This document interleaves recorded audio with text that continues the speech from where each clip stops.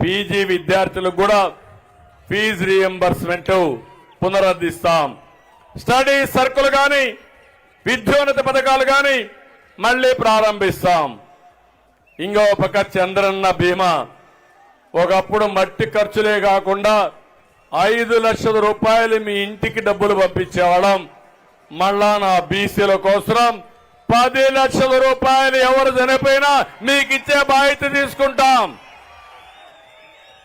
పెళ్లి కానుకలు మళ్లీ ప్రారంభిస్తాం. ఎవరు పెళ్లి చేసుకున్నా 1 లక్ష రూపాయలు ఇచ్చి ఆ పిల్లల పెళ్లిళ్లు ఘనంగా చేసే బాధ్యత తెలుగుదేశం జనసేన తీసుకుంటామని చెప్పి మీకు హామీ ఇస్తున్నా.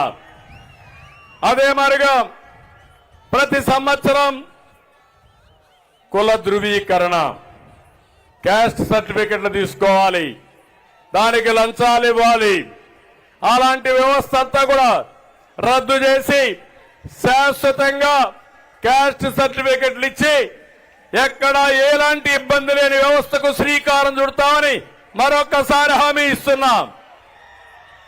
ఇది కాకుండా పెండింగ్ లో ఉన్న బీసీ భూములు, భవనాలు, కమ్యూనిటీ హాళ్లు, చాలా మంది బీసీ భవనాలు కట్టుకున్నారు, కమ్యూనిటీ హాల్స్ కట్టారు, మధ్యలో ఆపేశారు.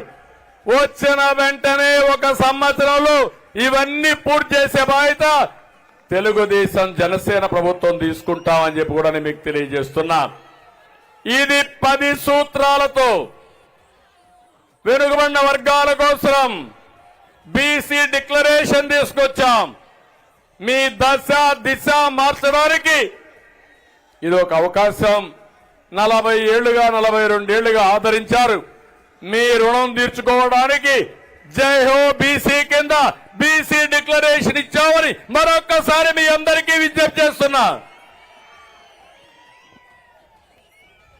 ఇంకో పక్క మీరందరూ ఒకసారి గుర్తుపెట్టుకుంటే అనేక రకాలైనటువంటి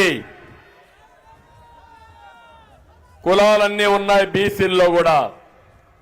ఇప్పుడే పవన్ కళ్యాణ్ గారు, అచ్చెన్నాయుడు గారు, లోకేష్ గారు చాలా విషయాలు మాట్లాడారు. 153 కులాలు.